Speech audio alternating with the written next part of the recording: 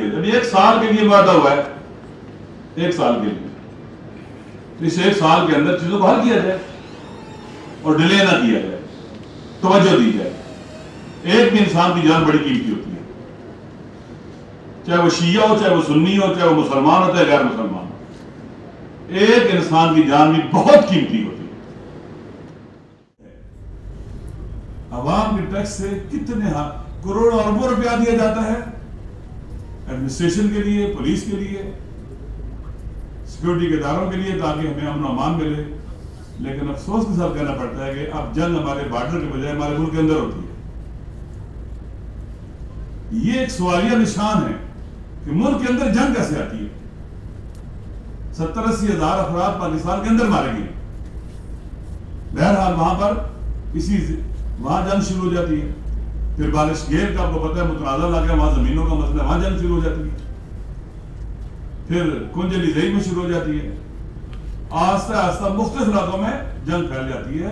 Rocket launcher इस्तेमाल होते हैं, हैवी मशीन गनों से फायर होते हैं और इस तरह से इलाका में अमन हो जाता है। 7 जुलाई को यह वाकया शुरू होता है और आज 13 तारीख है।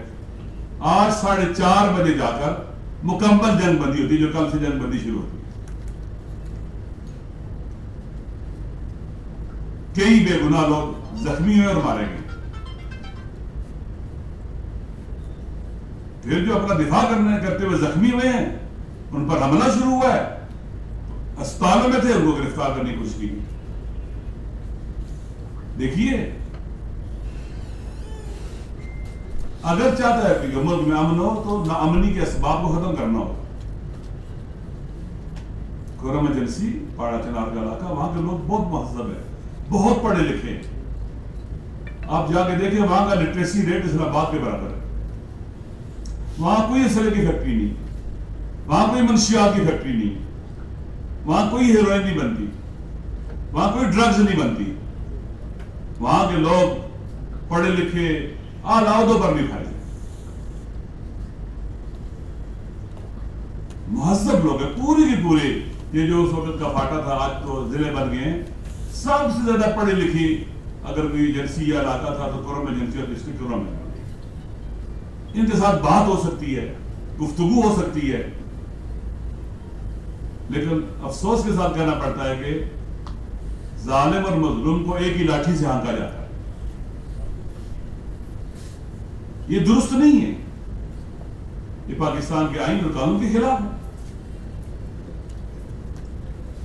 वहां के लोग अमन चाहते हैं और जब अमन की कोशिश की गई, इकदाम के अमन हो गया। इसका मतलब है जंग को रोका जा सकता है। आज जो इकदाम किए जा रहे हैं पहले करने चाहिए थे। पाकिस्तान इस वक्त बड़ी मुश्किलात का शिकार है।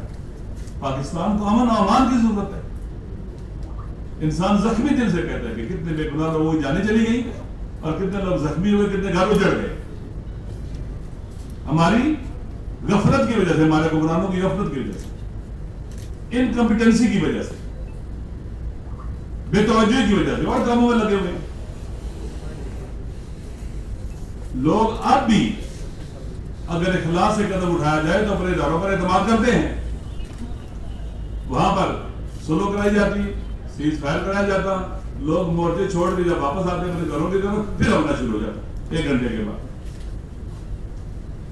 तो लोगों का फिर एतमाद उठ जाता है, फिर लोग एतमाद नहीं करते। कीवाड़ के इलाके में आपको पता है, अफगान बॉर्डर के ऊपर है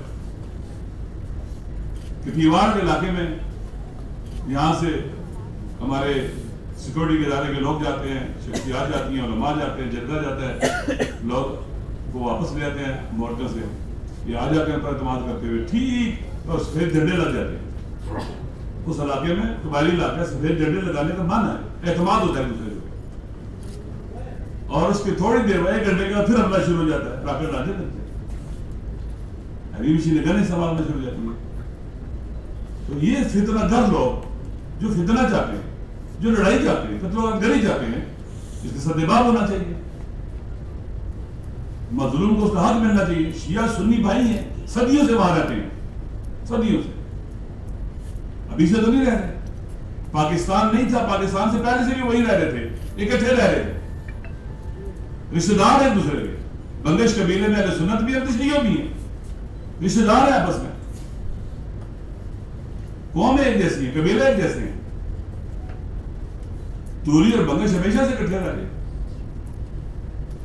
लिहाजा जरूरत है इस बात की कि संजीदगी के साथ जो फितरों की जड़ है, जहां से दुश्मन भी फायदा उठाता है, आग की चिंगारी जलाता है, फिर तेल डाला जाता है, फिर शोले उठते हैं फितरे। संजीदगी के साथ जमीनों के जो डिस्प्यूट्स हैं, जिनके मसले को हल किया जाए, कई साल से जिरगे बनते हैं, मुज़ाकरात होते हैं, बातचीत होती है, उसके बाद फिर अचानक पता नहीं क्या होता है, वो सारे का सारा जीरो हो जाता है। खैबर पख्तूनख्वा की जो मौजूदा अबूरी हुकूमत है, आप देखने की जिम्मेदारी है, मरकज की जिम्मेदारी है, वज़ारत दाखिला की जिम्मेदारी है, हमारे सिक्योरिटी के इदारों की जिम्मेदारी, क्योंकि ये वहां है।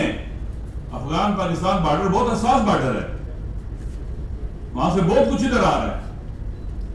इतना हैवी असला जो इस्तेमाल हो रहा था, पीवाड़ पर अटैक हो रहा था, वहां के लोग कहते हैं ये अफगानिस्तान से आया है। आमतौर पर लोगों के पास ऐसा असला नहीं होता, ये अफगानिस्तान से आए लोग कहते हैं, वहां के लोग जो हमारे, उन्होंने मुझे बताया। ये बातें दुरुस्त नहीं है कि वहां से असला भी आ रहा हो हमारे इलाके के अंदर, जो आइंदा नामनी के लिए इस्तेमाल हो और कत्ल गर्दी में इस्तेमाल हो। तो बॉर्डर के ऊपर भी दुरुस्त तवज्जो होनी चाहिए। वहां से जो एक्सट्रीमिस्ट हैं, तापसंद हैं, दहशतगर्द हैं, उनका आना जाना रोकना चाहिए। लोकली सतह के ऊपर भी जो लोग क्या कहते हैं कि महकमा माल के रिकॉर्ड के मुताबिक जमीन के तनाजों को हल किया जाए, जो जिस किया उसको मिल जाए। ये कोई गलत बात है? ये कोई बेउसूली की बात है? ये तो कानून के मुताबिक है और हक है,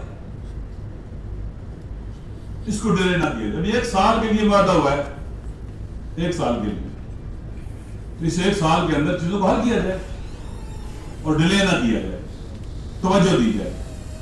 एक भी इंसान की जान बड़ी कीमती होती है, चाहे वो शिया हो, चाहे वो सुन्नी हो, चाहे वो मुसलमान हो, चाहे गैर मुसलमान हो। एक इंसान की जान भी बहुत कीमती होती है।